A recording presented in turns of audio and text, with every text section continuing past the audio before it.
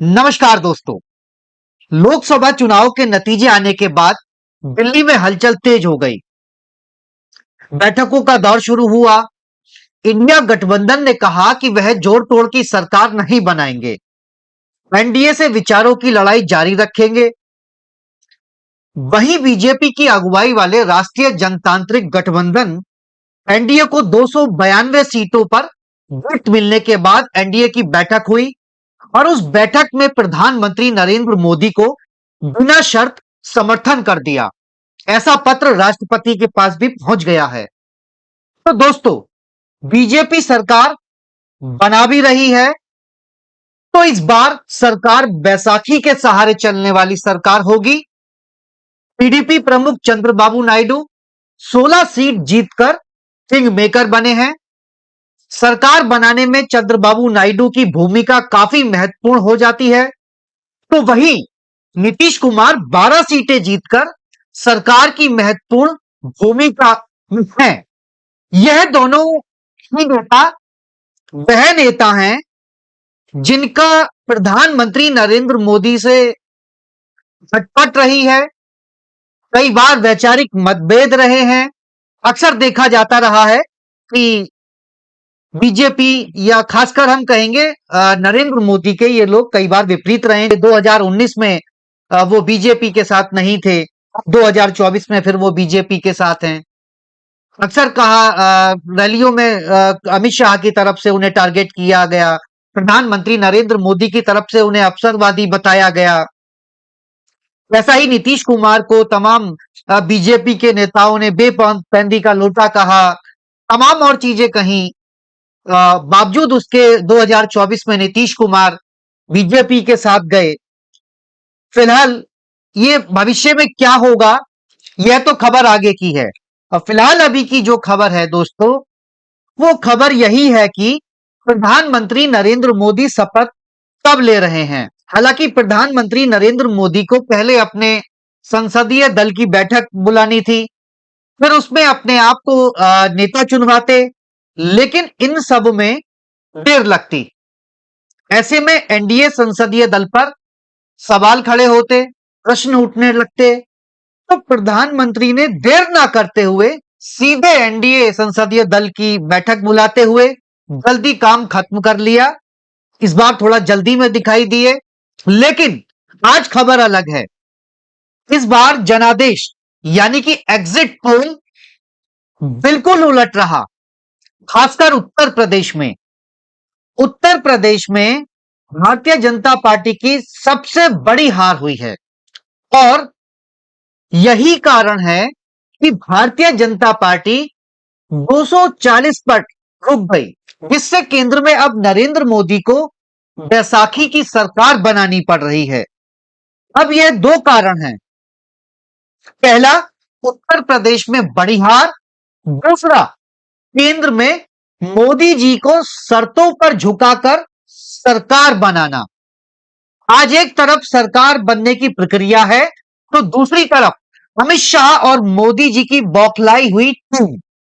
उत्तर प्रदेश में जहां सबसे ज्यादा नुकसान हुआ है, वहां से अब भूपेंद्र चौधरी को दिल्ली बुलाया गया है, तलब कर लिया गया है और कहा गया है कि जिन तमाम सीटों पर हार हुई हैं, वहां का लेखा जोखा, यानी कि हार का कारण क्या था, किसकी वजह से हारे, इन सबकी समीक्षा के लिए वहां का लेखा जोखा लेकर के दिल्ली तलब कर लिया है, दिल्ली बुला लिया है।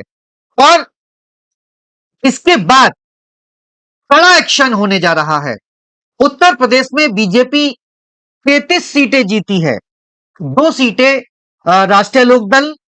अगर एक सीट की और बात करें तो उनका अपना दल एस, और एक सीट ओम प्रकाश राजभर की पार्टी सुहेल देव भारतीय समाज पार्टी ने जीती है। कुल मिलाकर के जो आंकड़ा होता है 36 का आंकड़ा होता है। तो क्या इस बार मोदी जी या अमित शाह या केंद्रीय नेतृत्व का उत्तर प्रदेश के साथ 36 का आंकड़ा हो रहा है? ये 36 का आंकड़ा बढ़ने जा रहा है। ये चर्चा इस पर भी है क्योंकि जिस उत्तर प्रदेश ने 2014 में मोदी जी को 72 सीटें दी, 2019 में 64 सीटें दी, जिससे दिल्ली का सिंहासन उन्होंने अपने बलबूते हासिल किया। उसी उत्तर प्रदेश ने इस बार उनको मजबूर कर दिया, क्योंकि जिस तरीके से प्रधानमंत्री नरेंद्र मोदी या अमित शाह कहते थे कि उत्तर प्रदेश में इंडी गठबंधन, क्योंकि वो इंडिया नहीं कहते थे, इंडी गठबंधन कहते थे, इंडी गठबंधन का खाता नहीं खुलने जा रहा है उत्तर प्रदेश में। चुनाव में वो ऐसा कहते थे, चुनाव में पहले भी ऐसा कहते थे, लेकिन इंडिया गठबंधन ने खाता खोल दिया, और ऐसा खाता खोल दिया कि बीजेपी का खुद का गेट, बीजेपी का अपना ही गेट बंद कर दिया। अब भारतीय जनता पार्टी यानी कि प्रधानमंत्री नरेंद्र मोदी और अमित शाह अपने घर का दरवाजा बंद होने के बाद दूसरों के रास्ते से निकलने को मजबूर हो गए हैं, दूसरों के रास्ते से निकलने को मजबूर कर दिया है। अगर वोट शेयर की बात की जाए तो बीजेपी का वोट शेयर, बीजेपी का, लोक दल का या अपना दल का उत्तर प्रदेश के अंदर वोट शेयर 8% घटा है। ये बहुत होता है। 3% पर सरकारें इधर से उधर हो जाती हैं, तमाम सब कुछ निजाम बदल जाता है। ये तो 8% हो गया। तो 8% जो ये वोट बैंक कम हुआ, वो क्यों हुआ? बात संविधान बदलने की, जो कह रहे हैं कि संविधान का भ्रम फैल गया लोगों में लगा कि संविधान बदलने जा रहा है। तो संविधान बदलने की बात अयोध्या से शुरू हुई और बीजेपी के उम्मीदवार लल्लू सिंह ने कही, और पार्टी इस बात का खंडन किसी भी मंच पर नहीं कर पाई। जब यह बात उत्तर प्रदेश में पूरी तरह फैल गई, तब दलित पिछड़ों को लगा कि अगर संविधान बदल जाएगा तो आरक्षण भी खतरे में आ जाएगा। इस पर जब मोदी जी स्पष्टीकरण देने लगे, तो उधर से करोड़ी लाल मीणा का वीडियो वायरल हो गया। फिर मोदी जी इस पर बोले तो अरुण गोविल बोल गए, तो मोदी जी इस पर स्पष्टीकरण देते तो उधर हेगड़े बोल गए। तो इसी तरह मोदी जी के स्पष्टीकरण पर लोगों ने विश्वास नहीं किया। लोगों को लगा कि मोदी जी तो इस पर बोल रहे हैं, लेकिन जब इनके नेता ऐसा बोल रहे हैं तो बात कुछ अंदर की है और ये साफ नहीं है। लोगों को नहीं समझा पाए, लोगों तक उनकी बात नहीं पहुंच पाई, लोग विश्वास नहीं कर पाए, और यही वजह हुआ आरक्षण बचाने के लिए बहुत बड़ा वोट बैंक बीजेपी से कट गया। इसमें सबसे बड़ा फैक्टर पेपर लीक का भी था।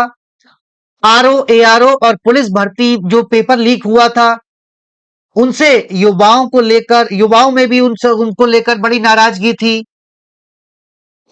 तो उत्तर प्रदेश में जो सबसे बड़ी गिरावट 8% वोट की हुई, इनमें क्या हुआ? इनमें बीजेपी की हाई प्रोफाइल जो कैबिनेट मंत्री भी रही और नेता स्मृति ईरानी हार गई, संजीव बालियान हार गए, महेंद्र नाथ पांडे हार गए, अजय मिश्रा टैनी हार गए, भानु प्रताप वर्मा हार गए, साध्वी निरंजन ज्योति हार गई, कौशल किशोर भी चुनाव हार गए। सवाल तो उठेंगे, जब संसद चलेगी, संसद में सांसद बैठेंगे, तो सवाल तो उठेंगे, और जब सवाल उठेंगे तो आनन फानन में भूपेंद्र चौधरी को दिल्ली बुलाया गया है, और इस सारे लेखे जोखे के साथ प्रयास हो रहा है कि हार का ठीकरा योगी जी के सर पर फोड़ दिया जाए। यह भी कह दिया जाएगा कि योगी जी नाकाम रहे और इस सब के लिए योगी जी ही जिम्मेदार हैं। जैसा कि मीडिया रिपोर्ट्स में भी अब योगी जी पर सवाल उठने लगे हैं। कोई 4 सवाल कर रहा है, कोई 5 सवाल कर रहा है कि ऐसे 4 सवाल हैं, 5 सवाल हैं। अब आप जब उत्तर प्रदेश में आए, आपके पास बेरोजगारी का कोई जवाब नहीं था, महंगाई का कोई जवाब नहीं था, और जब यह बात उत्तर प्रदेश में चलने लगी कि नरेंद्र मोदी जी के पीएम की शपथ के साथ ही योगी आदित्यनाथ की छुट्टी हो जाएगी, तो इस पर एक टीम सक्रिय हो गई। और तमाम तरह के वीडियो रिलीज हो रहे हैं, अब भी हो रहे हैं, वो मैं आपको बता भी नहीं सकता कि कैसी भाषा का प्रयोग हो रहा है। कहा जा रहा है कि टिकट आपने उत्तर प्रदेश में बेच दिए, योगी जी से सलाह तक नहीं ली, मशवरा तक नहीं किया। तो उत्तर प्रदेश में हार के ताज की जो तैयारी की जा रही है, वो योगी जी के सर पर पहनाने की जा रही है। तो दोस्तों, जब संसद चलेगी तो इन सब बातों पर चर्चा होगी, सवाल उठेंगे। तो देखना होगा कि इन सब चीजों पर योगी जी चुप रहते हैं या फिर जवाब देते हैं, क्योंकि राज्यवार हार की समीक्षा भी होगी। तो जाहिर सी बात है, घमासान तो होगा ही। फिलहाल इस वीडियो में इतना ही, उस पर भी हम नजर बनाए रखेंगे। तब तक के लिए नमस्कार, देखते रहिएगा हिंद वायर।